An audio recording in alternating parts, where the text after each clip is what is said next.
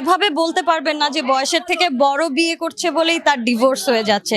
সমবয়সীরও বিয়ে ভেঙে যাচ্ছে, আবার অ্যারেঞ্জ ম্যারেজও ভেঙে যাচ্ছে, লাভ ম্যারেজও ভেঙে যাচ্ছে। সো এটা আসলে ডিপেন্ড করে ওই দুইটা মানুষের উপরে, যে তারা আসলে একসাথে থাকতে প্রতিজ্ঞাবদ্ধ করেও আসলে মন থেকে যেই প্রতিজ্ঞাটা সেটা নিয়েছে কিনা, এটা আসলে ফ্যাক্ট। ব্যস্ততা তো আসলে কাজ বলতেই অনেক রকমের কাজ থাকে, খাওয়া দাওয়া, বাসার কাজ থাকে, বাইরের কাজ থাকে, সবকিছুই কাজ আমার কাছে। বাট আপনি যদি বলেন এই মুহূর্তে কি নিয়ে ব্যস্ত আছি, লাস্ট 7 days 1 month সবকিছুর ডেডিকেশনটাই ছিল এই ঢাকা ফ্যাশন ডেকে নিয়ে। এত বড় বড় সেলিব্রিটি, এত বড় বড় আর্টিস্টরা ওনারা একই স্টেজে র্যাম্প পারফর্ম করছে। সো এখানে আমি অ্যাজ আ র্যাম্প মডেল আজকে অনেক বেশি এক্সাইটেড এবং অনেক বেশি প্রাউড ফিল করছি। এত বড় বড় আর্টিস্টদের সাথে স্টেজ শেয়ার করতে পারবো, এটা ভেবেই অনেক এক্সাইটেড। মানুষের মেন্টালিটি চেঞ্জ, সময়ের চেঞ্জ, পাশ্চাত্যের কিছু ছোঁয়া সব মিলিয়ে, আর তার থেকে বেশি এখন মনে হয় মানুষজন একটু ধৈর্যের মাত্রাটা কমে গিয়েছে। সবাই নিজের দিক থেকে স্ট্রাগল করে নিজে স্ট্যাবলিশড হয়ে যাচ্ছে, যার কারণে ওই যে আগের যে একটা বন্ডিং বা একসাথে থাকার যে ইচ্ছাটা, একজন আরেকজনকে মেনে নেওয়া, মানিয়ে চলা, এই ব্যাপারগুলো এখন আসলে কেউ কাউকে মানতে চায় না। সো এটা আসলে সময়ের সাথে সাথে মানুষের মন মানসিকতা চেঞ্জ হয়। সো এটারই একটা ধারা বলতে পারেন। জীবন, মৃত্যু, বিয়ে, একটা কথাই আছে, এই তিনটা কিন্তু একেবারেই উপরওয়ালার হাতে।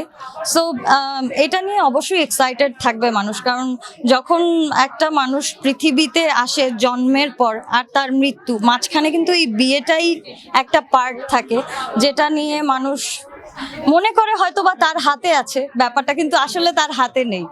সো একটা মেয়ে মানুষ হিসেবে তার অনেক ভয় থাকে আমার মতে, আবার অনেক এক্সাইটমেন্টও কাজ করে। কারণ ভয়ের কারণটা হচ্ছে অ্যাকচুয়ালি যে নিজের ফ্যামিলি রেখে, নিজের বাবা মা রেখে আরেকটা পরিবারে গিয়ে অ্যাডজাস্ট করা। সো এটা নিয়ে আসলে মেয়েরা অনেক টেনশনে থাকে, আর এক্সাইটেড থাকে পুরো লাইফের জন্য একজন পার্টনারকে পাওয়া যাচ্ছে যার সাথে সব কিছু শেয়ার করা যাবে, ভালো লাগা মন্দ লাগা।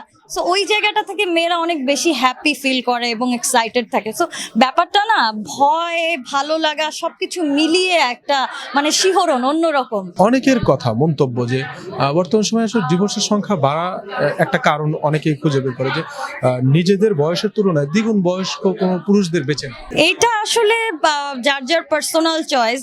আপনি এভাবে বলতে পারবেন না যে বয়সের থেকে বড় বিয়ে করছে বলেই তার ডিভোর্স হয়ে যাচ্ছে।